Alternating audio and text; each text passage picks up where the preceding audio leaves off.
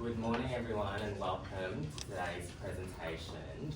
Before I start, I will just quickly do a bit of housekeeping. So the toilets are outside in the elevators. You'll see signs for toilets. But thank you for joining us today in person and online for the Aitken Partners Business Law Breakfast, with today's seminar topic being Avoiding Property Disputes, Retail and Commercial. For those of you who do not know me, my name is Bao and I'm a principal lawyer in the Property and Commercial team at Aitken Partners, and I also head the Aitken Partners Asia team. Today we will be discussing how to avoid property disputes, touching on contracts, leases, compensation claims, common law causes of property disputes, and solutions when things can go wrong. As today is a in-person and online seminar, please feel free to ask questions throughout this session and leave your questions in the Q&A function if you're joining us online. It is now my pleasure to introduce our panellists. So I'll first start off with Victoria, who's seated in the middle. Victoria is an accredited specialist in property law and special counsel at Aitken Partners. Victoria has an extensive experience in a broad range of property matters, including land development, subdivision and title restructuring, purchase and sale of commercial and residential property, adverse possession, retirement villages, and removal and variation of restrictive covenants. And then to my left, we have Lauren, who's a property lawyer with experience across a range of property transactions involving the sale and purchase of commercial and residential property, retail and commercial leasing, and retirement villages. Lauren also has experience in property disputes between co-owners, owners corporation disputes, and building disputes. And finally, we have Sean, who is a lawyer in our compulsory acquisition team, where he assists landowners, tenants, and businesses in compulsory acquisition claims and disputes. Please join me in giving them a warm welcome. Okay, so we'll get going to the fun stuff. So for Lauren, one of the key causes of disputes in property transaction is disclosures. What disclosure is required when you are a vendor and you're selling? Yeah, most of us know when we're buying a property or selling a property, we'll have our contract and we've also got a section 32.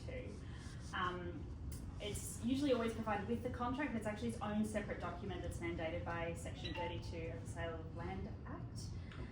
The purpose of the 32 is to provide vital information to the purchaser so they can hopefully make a informed decision about purchasing a property. I say hopefully because it depends on it being prepared properly and the purchaser actually looking at it.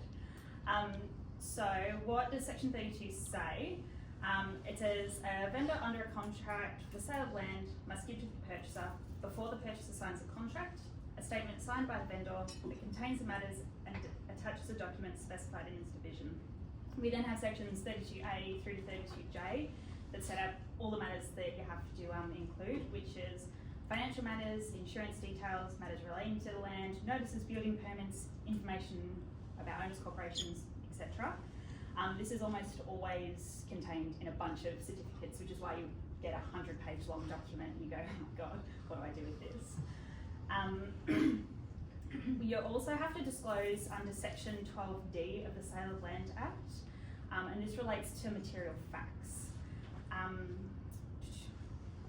So under section 12D, any person who, with the intention of inducing any person to buy any land, makes or publishes any statement, promise or forecast which he knows to be misleading or deceptive, or knowingly conceals any material fact or recklessly makes any statement or forecast which is misleading or deceptive, shall be guilty of an offence under the Act. So this makes it an offence for a vendor or a real estate agent, very importantly, also real estate agents, to knowingly conceal a material fact about the land with the intention of inducing a purchaser to buy the land. I could do a whole presentation just on material facts because I think it's just a bit of a crazy concept in terms of buyer beware and caveat emptor and what has to be disclosed. What's important is a vendor doesn't have to necessarily try and conceal something. It's just the fact of you knowing something and not telling the purchaser. I also want to note here that a vendor doesn't have to go out and make inquiries. So as a vendor, I wouldn't say, oh, I'm going to sell my property, I better do a viewing report, because then you become aware of defects that you don't know and then you have to tell the purchaser. So then we have to know what actually is a material fact, and unfortunately, not like Section 32, there isn't just a lovely long list. Instead, Consumer Affairs Victoria have published a guide which tells us that they can be material in two ways. So it can be generally, which is a reasonable average person will go into a property and expect to know this fact, or specifically, which could be important to a particular purchaser. So they could ask a question about a property, or they inform an agent or the vendor that something's important to them. So whether something has disclosure depends on the circumstances of the property and the sale. Some examples would be if someone had died in a property, or if next door's getting developed with this huge giant development. Again, I could talk on for a while about this, but I think that covers it. Thank you, Lauren. So I guess in summary, it's very important to make certain disclosure if you have knowledge of it, which brings me to the next topic, which we're tying in. So Victoria, the first question I have for you is, how can I know if a property I'm buying is contaminated? This is touching on this material facts topic that Lauren was talking about as well. Yes, so the most certain way of finding out is doing a full environmental audit and a soil test that will do a chemical analysis of what's in the ground. And it's very important that you do that analysis in contents of what your intended purpose of the property is. For example, an environmental audit report might pass for an industrial use, but it might not pass if you're proposing to use the site for a kindergarten, for example. It's different standards depending on what you're proposing to use.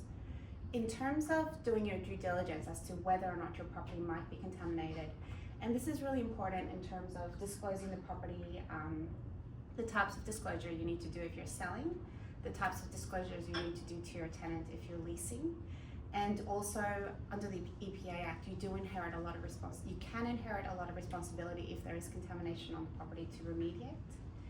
Also, a lot of vendors tend to put that in the contract. They say, you're accepting the property exactly as it is. If in the future anyone finds out that I contaminated or it was contaminated, you're not going to indemnify me. And the reason that's in there is because the EPA Act actually says that it's the landowner during whose ownership the contamination occurred, who is primarily the first point that the EPA looks at for remediation. So it's something very important for you to look at. It's also important to look at not just what happened on the property, but what's happened in the properties next door to each other. So really famous case, absolutely awful contamination that occurred due to next door being a laundromat. Nobody expected that, nobody looked for it, and then it was too late. Building had been built, it couldn't pass its environmental audit, and it had to be pulled down. So very, very expensive exercise that could have been avoided by a properly done investigations before the property had been bought and before construction had commenced. As a buyer or as a seller, we can help mitigate this risk for you. As a buyer, if contamination is going to be really important for you, get a soil report. As a seller, if you're not sure, don't get a soil report. Or be very careful about one, because the moment you find out, it's become a material fact that you've got to disclose. So similarly, building and pest conditions, if you're thinking of accepting those, be mindful that if a buyer comes back to you and says, this building inspection is defective, I no longer want to buy, you've now potentially got to disclose that report showing all those defects to your future buyers of that same property. So contamination, back to that. We can get different reports. One of them is a risk profile that kind of shows the known historical use of the property and properties immediately adjacent to it. So we can kind of assess if that property is at risk and possibly something that you need to be quite seriously looking at getting a more thorough report on. Thank you, Vic. So I, in my practice, have seen also when Section 32 are prepared for separate conveyances, they usually just include your council rates that comes in the mail and your water rate conveyances. So can you maybe just share some insight as to why people shouldn't be doing that? Yes, I understand why people do it. It's cost effective and it's quick. It's also very dangerous to do. The rule is generally if there's information contained in a certificate that we could have ordered as part to prepare your Section 32 and it hasn't been disclosed, the vendor hasn't acted reasonably and is presumed to have been able to obtain that information and disclose it to a buyer. So potentially you can threaten the whole sale and permit it to fall over if you've just enclosed a council rates notice and a water rates notice and haven't paid for the full certificate. The reason I say we want the full certificate is because it's not just rating information that's on there. It's information about flood zones, it's information potentially there's easements on the title that haven't been recorded on the title, but we can identify that on the water rate certificate. Also other restrictions, for example, the property might not be eligible for a parking permit, which only come to light after the fact or while the purchaser is in the process of buying or even after settlement, and they can potentially come back and lodge a claim, and this can lead to a dispute. Thank you. Sean, I'm going to turn to you now. So if I was a vendor and I was intending on selling and then I noticed that there was a public acquisition overlay on my property, what sort of advice would you have for a vendor like me? Yeah, so a public acquisition overlay or a PAO is where a planning authority has reserved the land for future public use, and that means it can be compulsorily acquired in the future. If you are selling a property with a PAO over it, it can give rise to what we call a loss on sale claim. So that's where you sell the property and you end up getting a sale price that's less than the market value. So you might be able to claim the difference between the market value and the sale price. There's just a few things that you need to do before you can make that claim. So firstly, you need to make sure that you were the owner at the time the PAO, is what we call it, was put on the property. Secondly, you must give the planning authority who've reserved the land 60 days written notice that you intend to sell the property. And then another thing is that the sale must be conducted as an arm's length transaction. So generally we recommend a public advertisement campaign or a public auction, things like that. And if you're a purchaser, what do you need to do if you notice something like this? Well, if you're a purchaser, obviously there's a strong chance that the property might be compulsorily acquired. I guess one thing you should know is that, obviously as I just said, if the PAO is already on the property when you're purchasing it, then you won't be able to claim a loss on sale claim if you do sell. But if it does get acquired and you're the owner, then it gives rise to some entitlements to compensation. So that's there are 4 main categories of compensation that we talk about. So the first one is, as an owner, the bulk of the compensation is probably going to be the market value of the property. And then the next one is what we call solatium. It's kind of, we describe it as a pain and suffering allowance. So things like stress or your connection to the land, they all help your claim for solatium. The maximum amount of solatium you can claim is 10%, but that's only awarded in exceptional circumstances.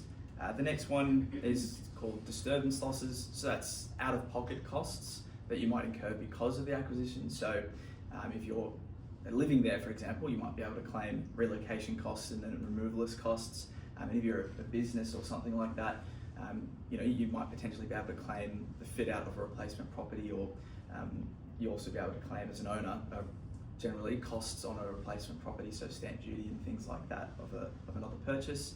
And then the last main category is legal and professional expenses. So, you can pay for legal advice in that situation, as well as a valuer to come and assess your market value claim as well, things like that. So Sean, you've touched on from the perspective of a vendor and a purchaser, but I think that there are cases or instances where an individual or an entity may be affected, and I think that is when they're a tenant. So can you provide some insight?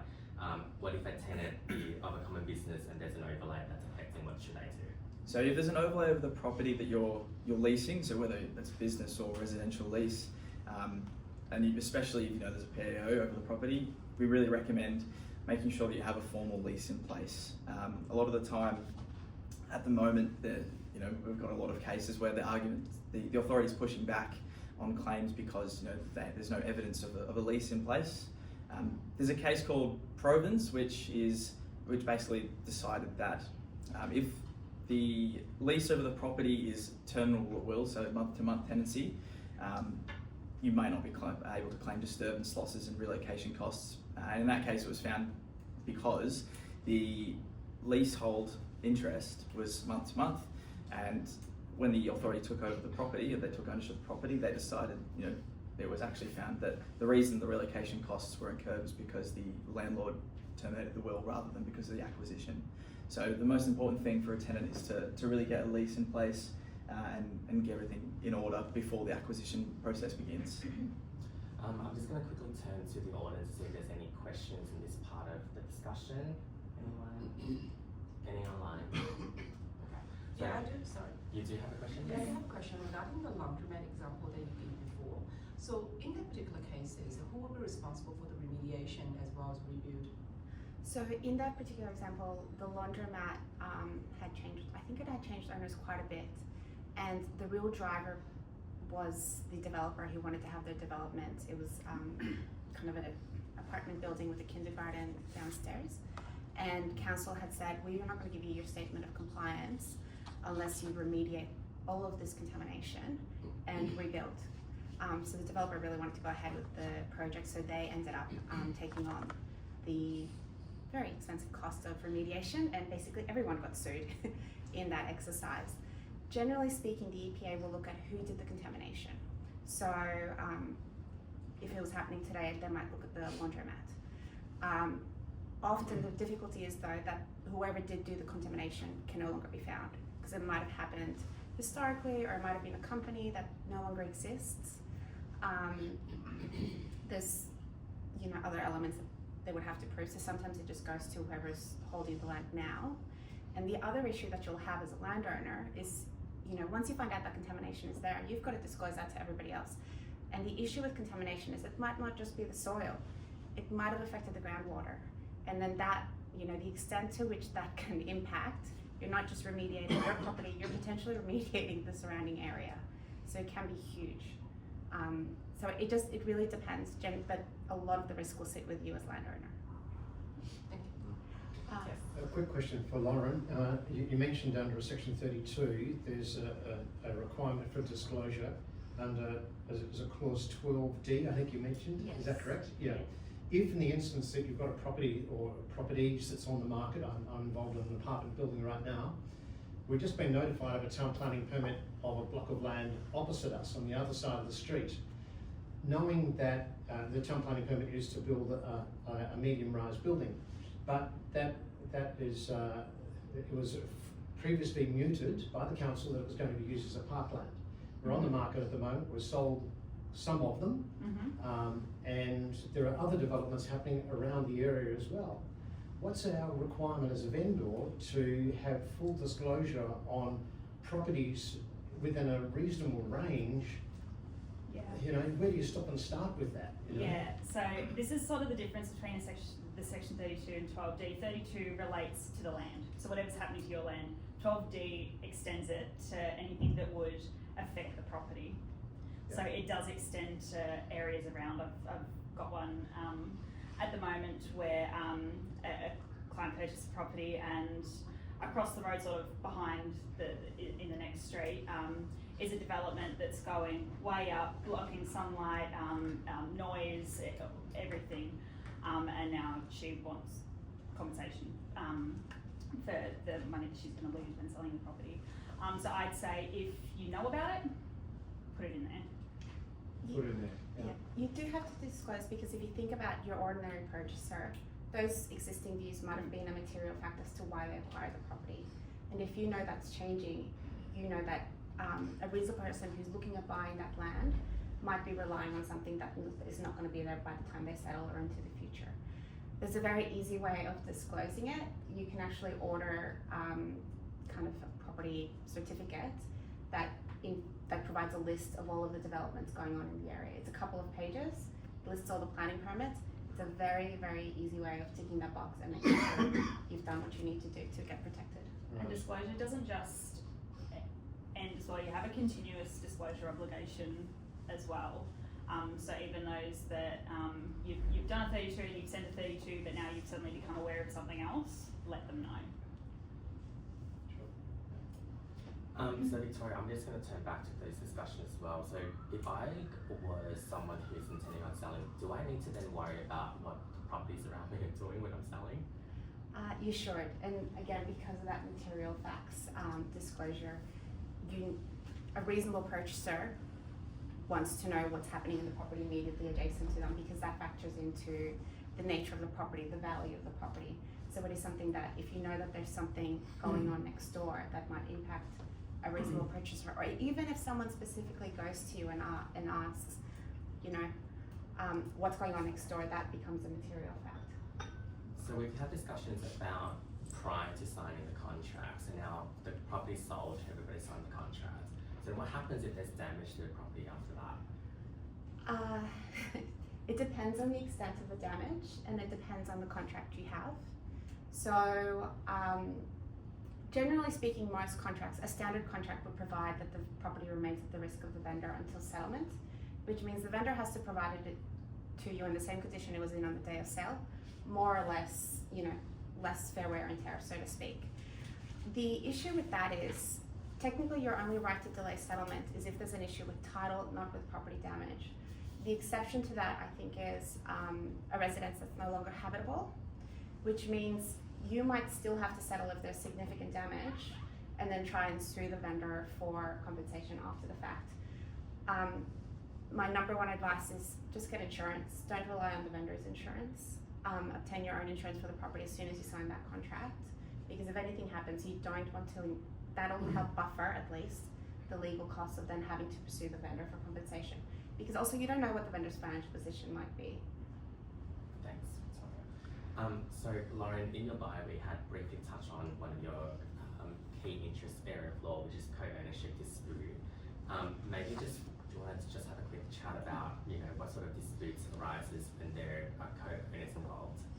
Yeah, so when the topic of property disputes came up, I instantly thought of co-ownership disputes. I guess it's one of those things that might not necessarily be able to be avoided. I mean, you can do all the right things when you're going in and you're purchasing a property with someone else. Think about the manner of holding that you want to have with that person, whether it be joint tenants, where you basically own the property as though it was like shares in a company. They can be divided 50-50, 70-30, 10-90, whatever it is. And then your share in the property doesn't automatically pass to that other co-owner. It will go under your will if you pass away, for example, it's yours to deal with. And then joint tenants is more common when you have a husband and wife and they will own it together. They'll own exactly 50-50, and when one passes away, the rest will transfer to the other. Unfortunately, you can't, as much as you want to think and plan and you think about estate planning, asset protection, tax consequences, you can't know what's going to happen in relationships. So sometimes these sort of disputes arise, and most commonly what will happen is one person wants to sell and the other one doesn't, which seems like an impossible situation.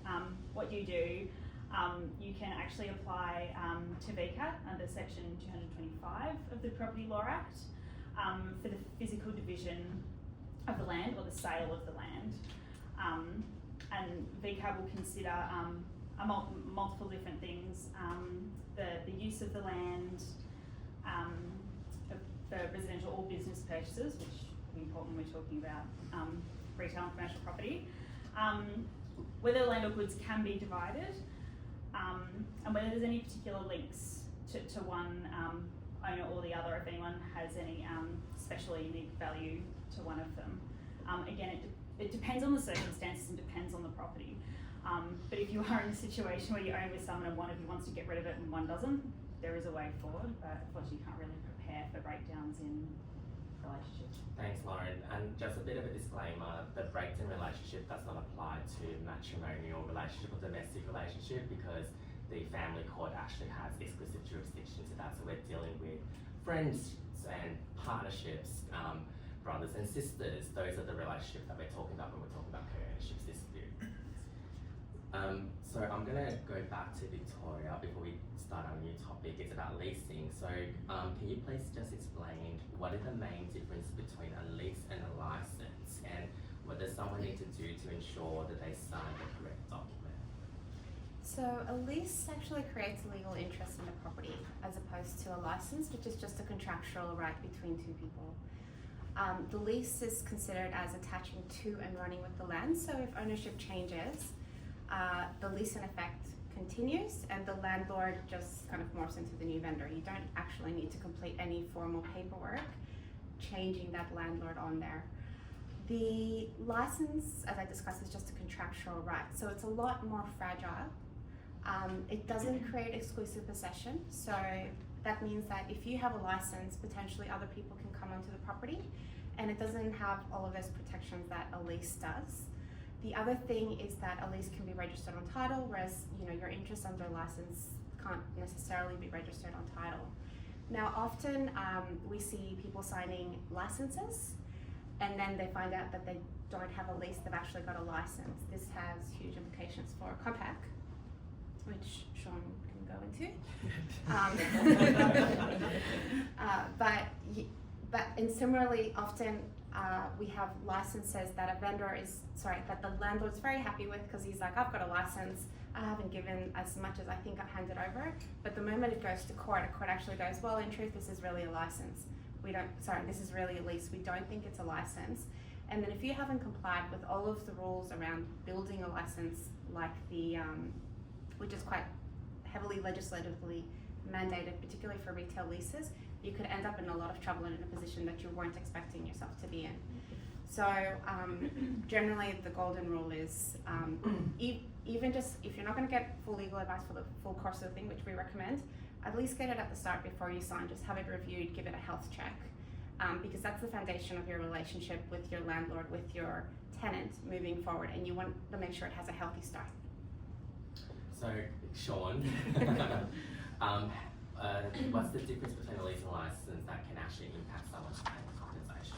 Yeah, so it's fairly straightforward. If you only have a license in the property, then you might not be entitled to compensation. We have had matters, as Victoria was talking about, where someone thinks they have a license, or the authority in this case thought that the claimant had a license of the property, but we argued that it was actually a lease, and we managed to get them some compensation. But yeah, if you do have a lease in the property, then you are entitled to claim. If you have a license and not a lease, because it's not a legal interest in the property, then you wouldn't be able to claim compensation. So yeah, that's why we recommend making sure you have formal lease documentation in place if you're for example running a business from a property, just to make sure you can make a claim.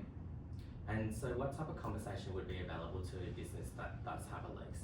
So businesses, as I ran through the four main components before, they're the same components, but in a business's case, the market value would be, if you have a lease over the property, what we call a profit rental claim. So if you're renting for less than the market rent, you can claim the difference or the benefit of that. Generally speaking, it's slightly into the same, so the maximum 10%. Disturbance losses is where it can be a bit different. So if you do have a lease with a long tenure of the property, then there's a good chance that you might be able to claim fit out costs and relocation costs of a replacement property. So if you're operating a business from a property that's all set up for your restaurant or whatever it is, and you move to another property, you find one that's not set up for that, then you might be able to claim the cost of making it suitable for your business. That's kind of a main one. Another one is business losses or loss of profits, because say you're set up in a location, you're well known by the public for being in that location, and then all of a sudden you have to move. What you can do is you can engage a forensic accountant or business valuer to assess losses caused by the relocation, and you might be able to claim those losses that the relocation's caused. Thanks, Sean. And Lauren, are there any other areas that can cause disputes regarding leases, whether commercial or retail? Yeah, so I guess you've sort of touched on it there, is differentiating whether you have a retail or a commercial lease. A retail lease has more protection under the Retail Leases Act, which isn't available for commercial tenants. These protections are the liability to pay outgoings that have not previously been disclosed by the landlord, the availability of the landlord to recover land tax, the inability for the landlord to recover the costs of preparing and negotiating the lease, and a minimum term of 5 years for the lease, which again, this isn't awarded under a commercial lease. Generally, a retail lease is something that's used for retail purposes, so a store selling goods, clothing, homewares, that sort of stuff, while a commercial lease would be corporate offices. Once you've determined that, I guess other areas that you need to look out for when actually drafting the lease, whether it's retail or commercial. I've just got a few a few little main ones. First would be your make good provisions. So these dictate how the tenant should leave the property when they vacate and the lease comes to an end. Generally this will be to restore the premises to its original condition before the lease started. If this is too narrow, the landlord could lose out on necessary repairs. Too broad, the tenant can be paying ridiculous amounts. Another thing is outgoings, particularly in a commercial lease where we haven't got any of those protections under the Retail Leases Act. Similar to Section 32, if you're a landlord, making sure you're disclosing everything, and if you're a tenant, make sure you read and actually know what you have to pay for. You don't want to suddenly get a bill from a landlord and asking why you're paying for this, and it's written in the lease that you've signed. Fit out is another one, particularly in a commercial property where a tenant will want to do fit out works to make the premise suit whatever business they're running. Prior to carrying out these works, you generally need approval from the landlord. And a consideration when negotiating the lease is when rent becomes payable. So during the fit out, you generally won't be operating, so you can try and negotiate for the payment of lease to start when the fit out works have been completed, or to have a rent-free period. And also importantly, consider your make good obligations when you're doing a fit out. Because if you have to restore the property to how it was at the start of the lease and you've done all this whiz-bang fit out that's going to cost heaps of dollars to remove, you're going to be up for more. And that sort of links on, I guess, to repair and maintenance. Fair wear and tear is the responsibility of the tenant, so anything that occurs during the normal day-to-day operation of the permitted use of the lease, of the premises, sorry. If there's damage that is the fault of the tenant, like a hole in the wall or something, then the tenant will have to fix that. Generally, the landlord will be responsible for anything structural, but again, important to read the lease and understand what you're liable for. Items such as heating and cooling fixtures, who's responsible for that? That should be in there, and that can often be an area where there's a disagreement and lots of money.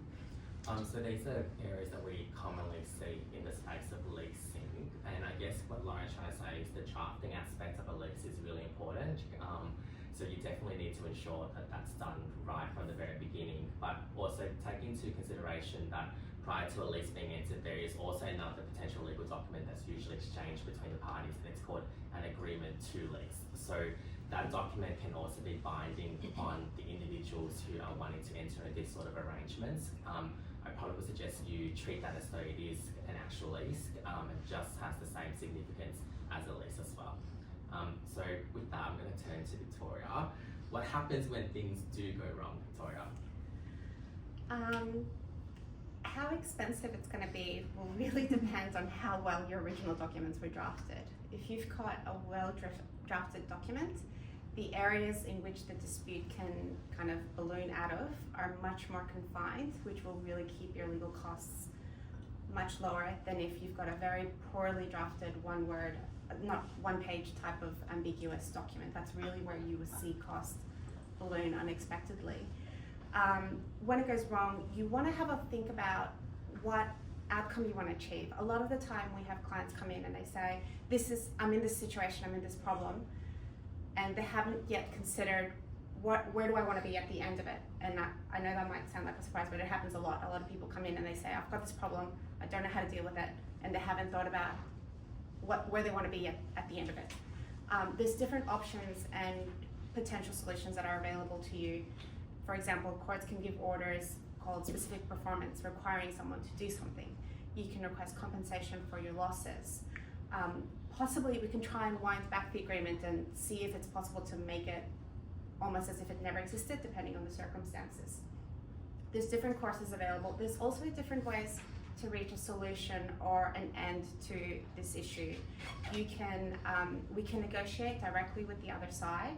We can give you advice and you can try and do a little bit, and we'll just kind of stand in the background, particularly if you've got a friendly relationship that you don't want to escalate to full legal dispute just yet. We have a lot of clients that think, I just want to try and sort it out. I just need to know what my legal position is first.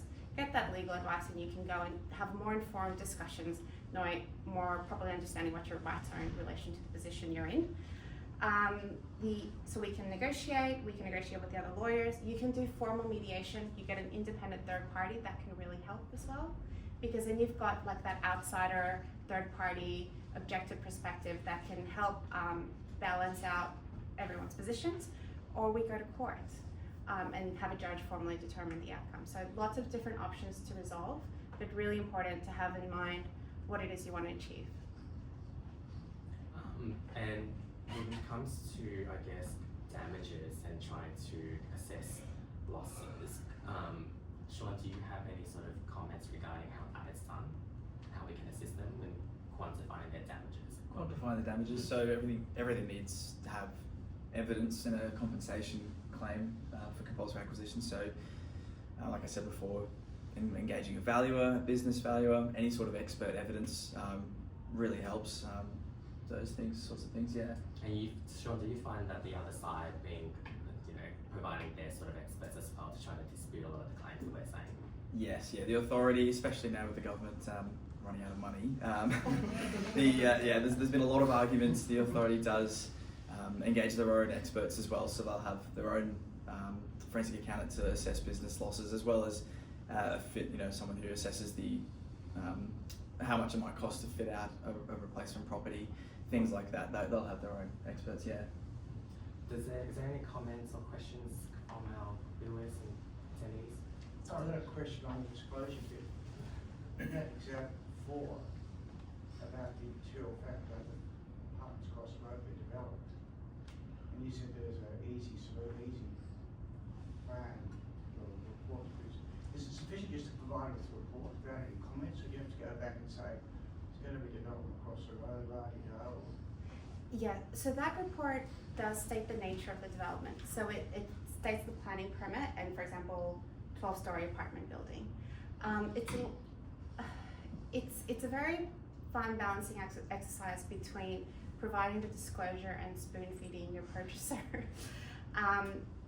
You just have to make them aware of the situation, and then they still have to exercise a certain amount of their own due diligence.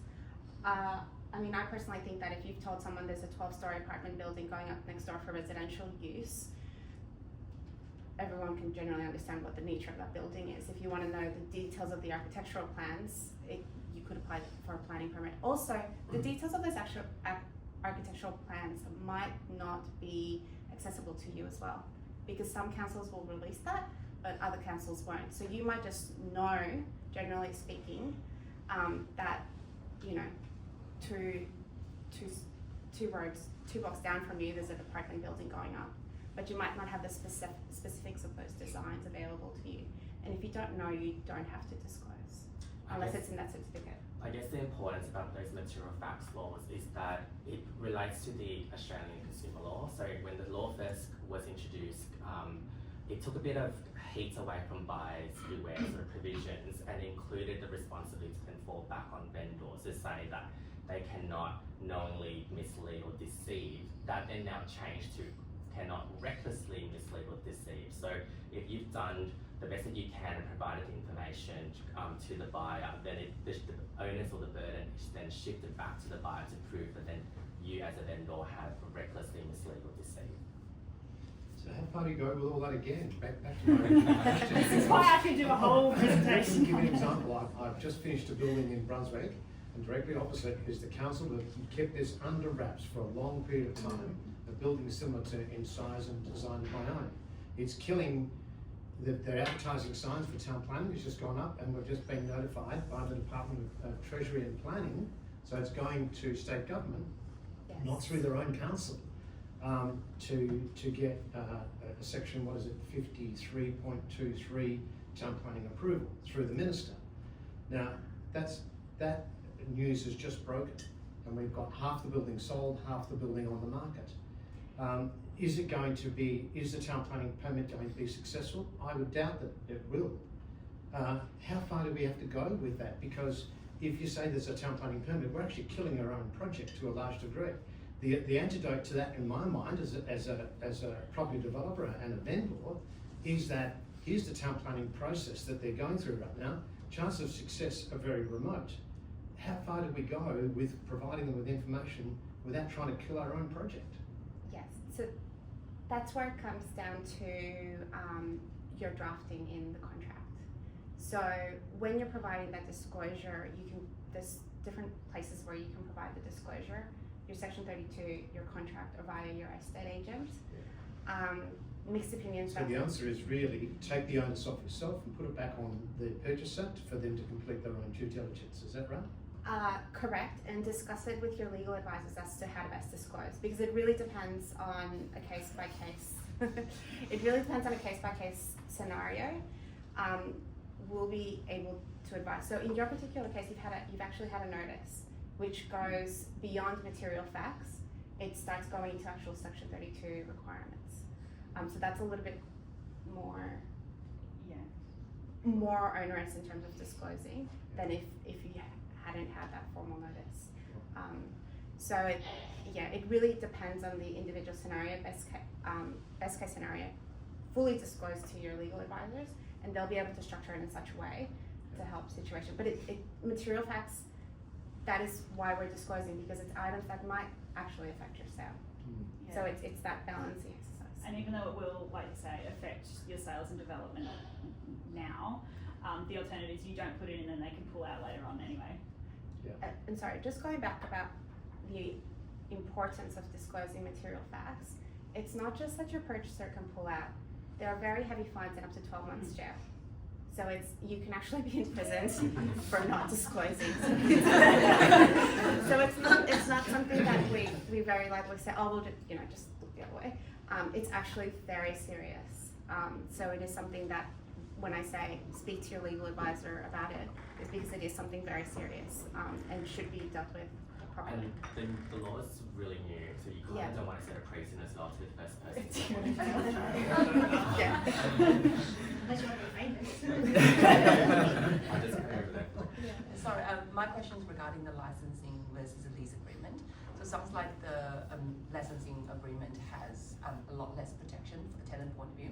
So for what reason a tenant was to sign a licensing agreement? Is it because they just don't know the difference? Often it's because they don't know, because I think most tenants, if they knew how much better position they would be in a lease, they would sign a lease. 99% of the time, I think it's because they don't know.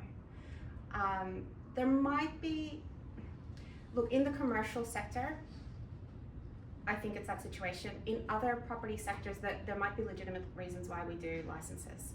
Like we specifically don't want to grant someone exclusive use of lands. For example, you might give someone a license just because they're going to be crossing from point A to point B across the land, or they might just be going in there temporarily to do particular work and then they'll be out, and you don't want them having possession of the land. So, but in terms of like a commercial business arrangement, most of the time I think they don't know that they actually have a license in place. Yeah, in the compulsory acquisition space, we've had a few clients who, like I said before, they've got a license, but they didn't really know the difference. So we had to argue that it was a lease instead, sort of thing. Yeah, so a lot of people just don't know. I think we see them mainly, possibly in franchising agreements. Yep. Yeah, with franchising agreements, sometimes lease licenses are preferred because the franchise entity or the franchisor wants to control a lot of the things on the franchise document. So therefore, they want to also restrict themselves into something that's long term. So retail lease, you do have to have at least a 5 minimum term, whereas a license can be 1 month, 2 months, 6 months, 12 months. So it's not an exclusively long period of time. But I guess from a tenant's point of view, why they should really consider a lease over a license is because if you're spending all this money in developing someone else's property, you want to make sure that your goodwill is going to come back to you when you potentially sell your business in the future. So if you've got a license, then you're not really protected, because under a license, there's not that stringent sort of rules as to notice periods that a landlord needs to provide you to tell you to get out. So then you spend all this money, and what sort of damages can affect that as well. Yes, sir. If I may invite a comment on a circumstance I know of.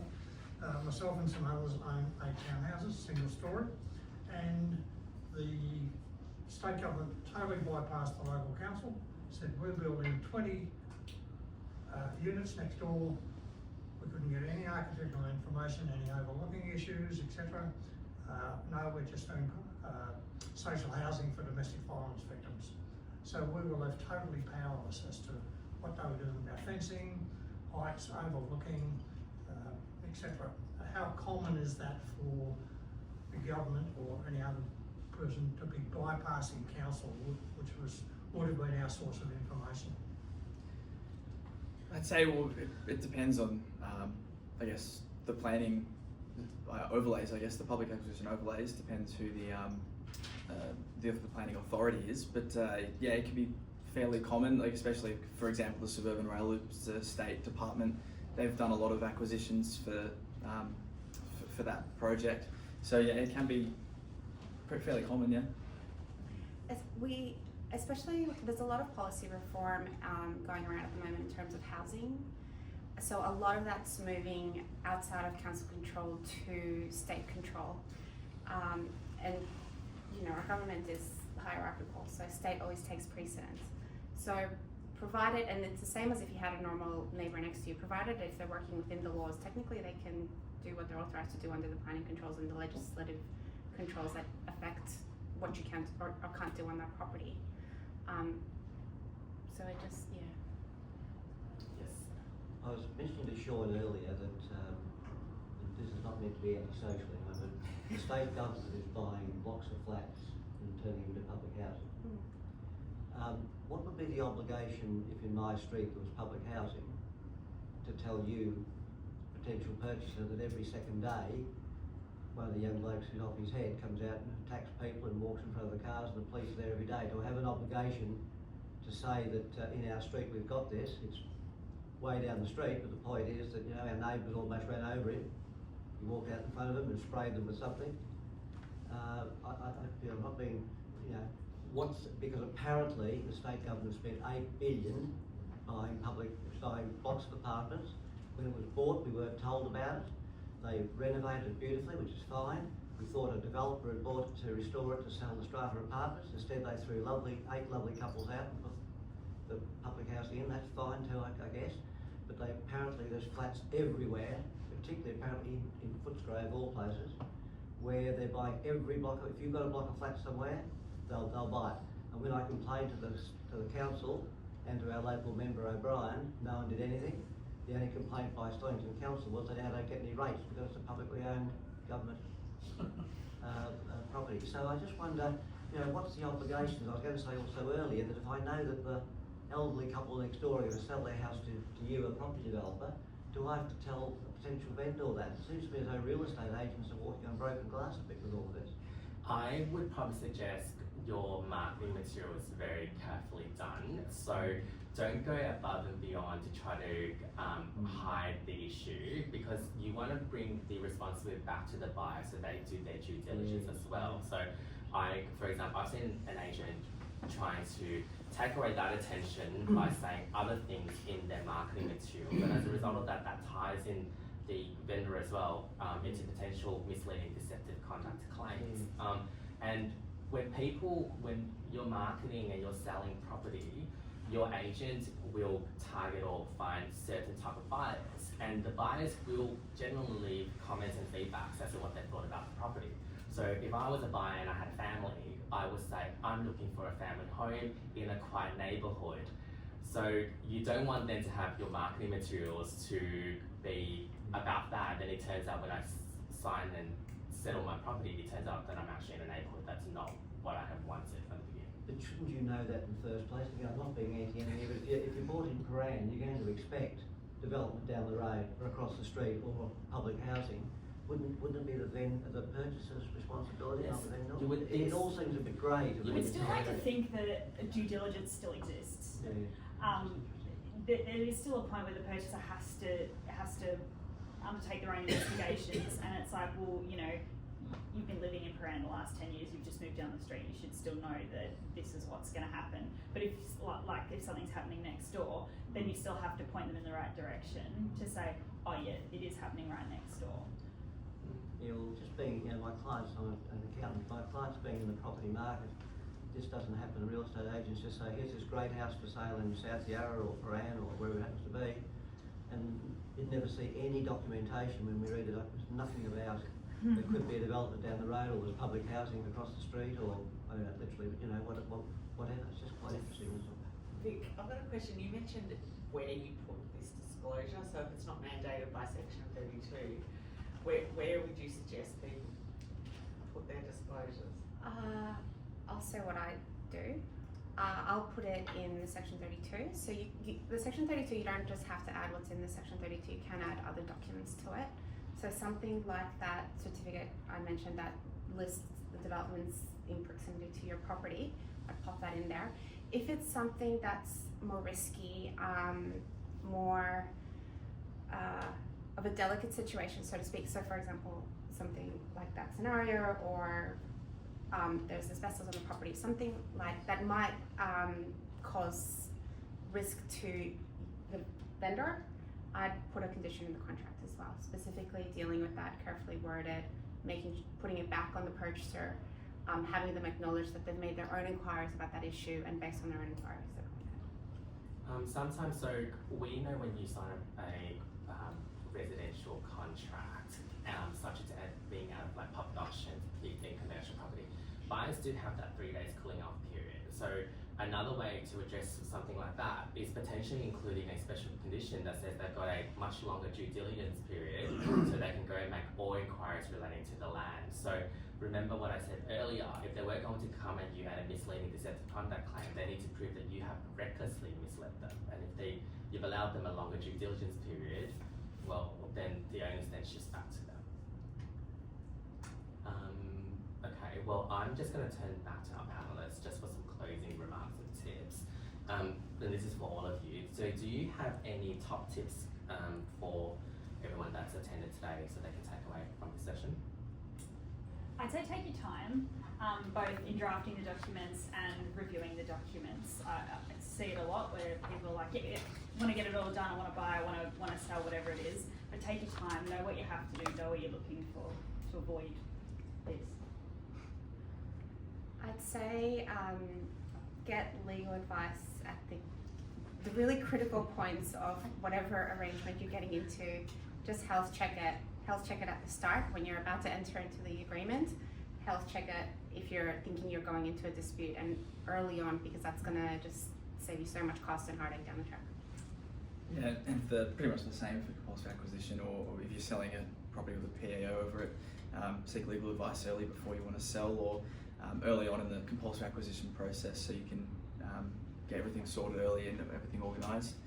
Also make sure you have all your formal documentation in place. If you're running a business, make sure you have the required financial documents and leases in place, things like that. I know that there's going to be potentially questions after this session, so if you haven't had an opportunity to ask the questions today, feel free to reach out to any of our panellists after today to ask questions relating to your queries. But can I please ask everyone to thank you for our panellists. And that concludes our panel discussion for this morning. Thank you to everyone who's attended and online as well, and hope you all have a great day.